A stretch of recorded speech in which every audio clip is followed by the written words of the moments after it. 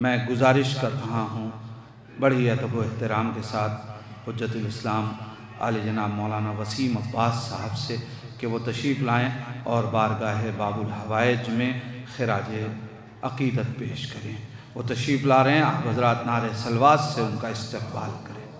اعوذ باللہ من الشیطان اللعین الرجیم، بسم اللہ الرحمن الرحیم۔ مجھے بالکل احساس ہے دامن وقت کوتاہ ہے۔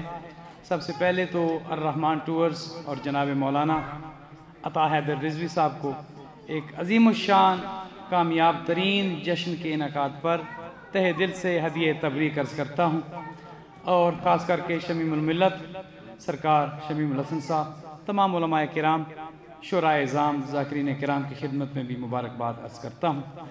دو یا تین جملے، اور فقط دو یا تین جملے جو آپ کی خدمت میں عرض کرنے ہیں۔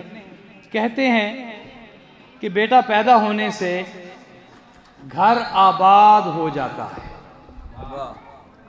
میں جملے کا تکرار کر رہا ہوں۔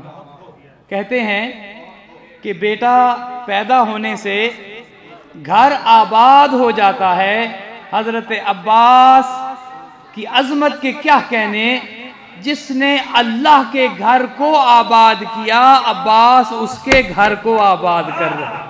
سبحان اللہ، واہ واہ واہ، سبحان اللہ سبحان اللہ۔ دوسرا جملہ، ابھی احتشام حیدر زیدی صاحب قبلہ نے بدور السواتح کا ذکر کیا، تو میں ایک جملہ عرض کر دوں۔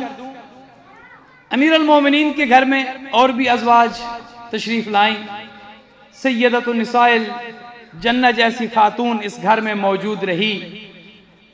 اگر آپ اجازت دیں تو ایک جملہ کہہ دوں کہ بی بی ام البنین وہ عظیم خاتون تھیں کہ جنہوں نے گویا علی کے گھر کو چار چاند لگا دیے۔ واہ واہ واہ، سبحان اللہ سبحان اللہ، واہ واہ۔ توجہ فرما رہے ہیں؟ علی جیسے گھر کو، علی کے گھر کو چار چاند لگانے والی یہ بی بی ام البنین ہے۔ علی حیدر کرار بھی صاحب لواء ہیں، علی حیدر کرار بھی صاحب رایا ہیں۔ خیبر جیسے میدان میں علم علی حیدر کرار کو دیا گیا، لیکن کیا عظمت ہے حضرت عباس کی۔ نہ مال و زر ہے، نہ جاہ و حشم ہمارا ہے، مگر خدا کی عطا ہے، قلم ہمارا ہے۔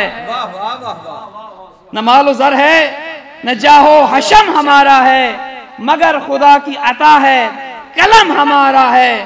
علم کسی نے کسی کو دیا تھا خیبر میں، وہ دن اور آج کا دن اب علم ہمارا ہے۔ سبحان اللہ سبحان اللہ۔ امیر المومنین جیسے علم رکھنے والے علمدار کی موجودگی میں اب اگر قیامت تک کوئی علمدار ہے تو وہ حضرت عباس علمدار ہے۔ اور آخری، چونکہ شورا کا مجمع ہے، اگر اجازت دیں تو چار مصرے آپ کی خدمت میں عرض کروں۔ نہر سے مشک بھر چکا، منظر آپ کی نظروں میں ہے، نہر سے مشک بھر چکا جگر میں ایک آس ہے، عباس کی نگاہ میں صغیر کی پیاس ہے، اٹھایا پانی پینے کو نہیں نہیں غلط قیاس ہے، دکھا رہا ہے فوج کو کیا اسی پہ قبضہ یزید ہے، ہم پی تو سکتے ہیں مگر وفا سے یہ بعید ہے۔ خداوند متعال آپ سب کو یہ جشن مبارک کرے۔ السلام علیکم ورحمۃ اللہ۔